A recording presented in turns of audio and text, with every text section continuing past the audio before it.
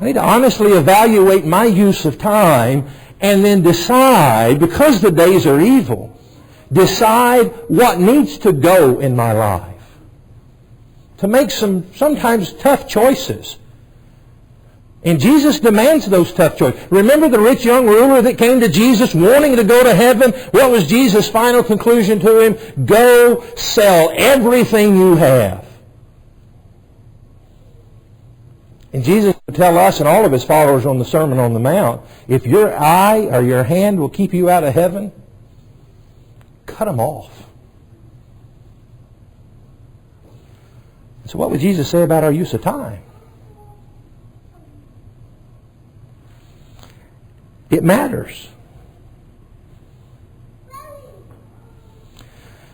Paul in the book of Romans chapter 14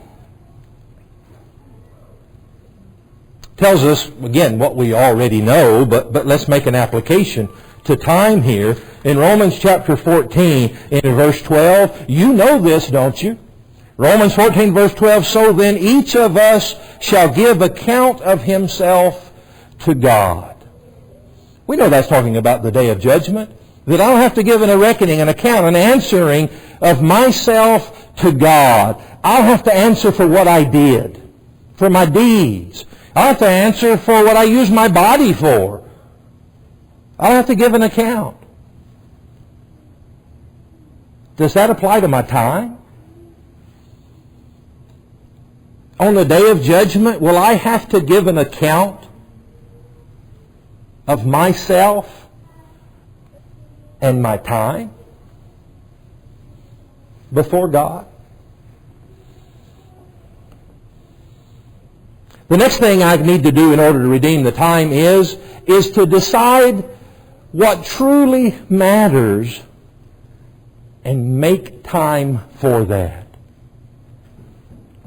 I shortened that for sake of the PowerPoint.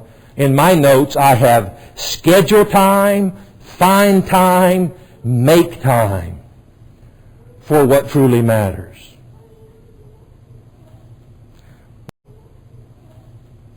One of our favorite expressions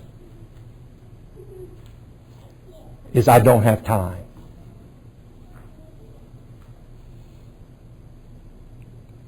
Can you join us for supper tonight? I don't have time.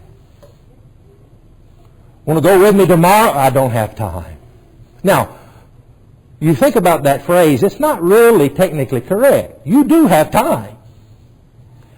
Your tomorrow is going to be as long as my tomorrow. I have time, therefore you have time. What we're really saying, if we're honest, and by the way, it's okay sometimes to make that judgment, but what we're saying is, I don't want to make time. I want to use my time for something else. And maybe, again, you got a doctor's appointment tomorrow. That's probably a better use of your time.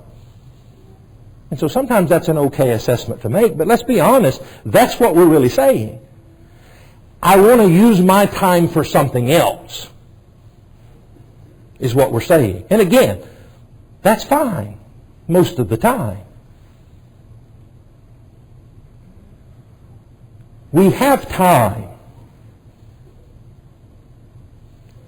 It's just what we're going to do with that time. And isn't that really maybe Paul's point when he says, redeem the time? Buying up, using up the opportunities that we have. Make time for what truly matters. And all of these points are connected. That goes with making a list, doesn't it? That goes with prioritizing. That goes with feeling a sense of urgency. Of decide what truly matters. And say, I'm going to shift some of this time from column B over into column C. That's the column of stuff that really matters. And then lastly, focus on the good things of life.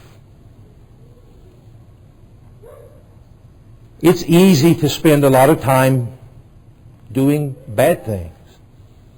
Even doing those neutral, kind of wasting our time things.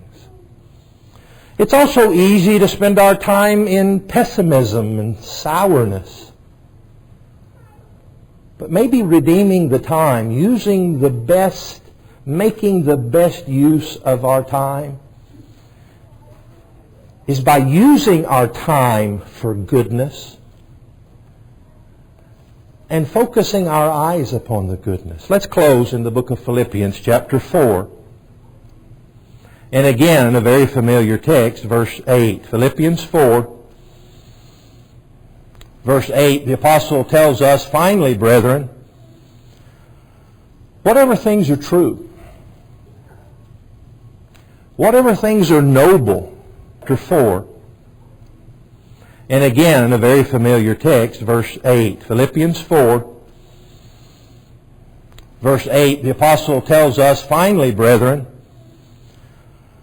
whatever things are true, whatever things are noble, whatever things are just, whatever things are pure,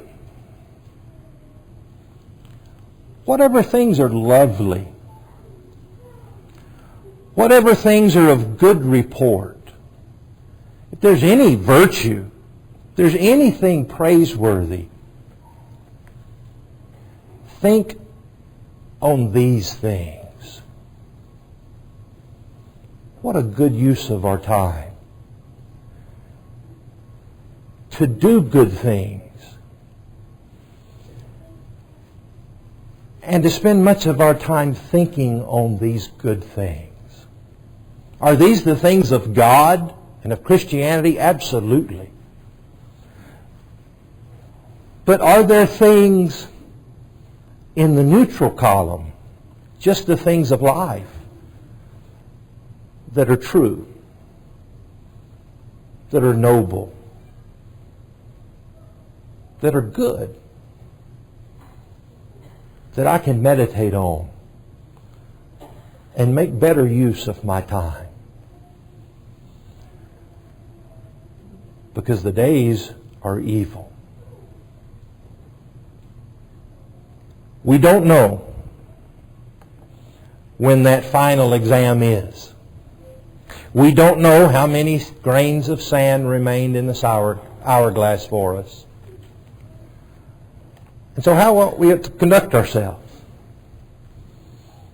We could do what most of this evil world does, give no thought to it. Or we can do what the apostle says we ought to do because the days are evil. Use your time wisely. Redeem the time because the days are evil. Do you feel that sense of urgency in your life? If you do, you won't leave this place outside of a relationship with God. You believe in Him, confess your faith, repent, and be baptized this very day. What better way to redeem your time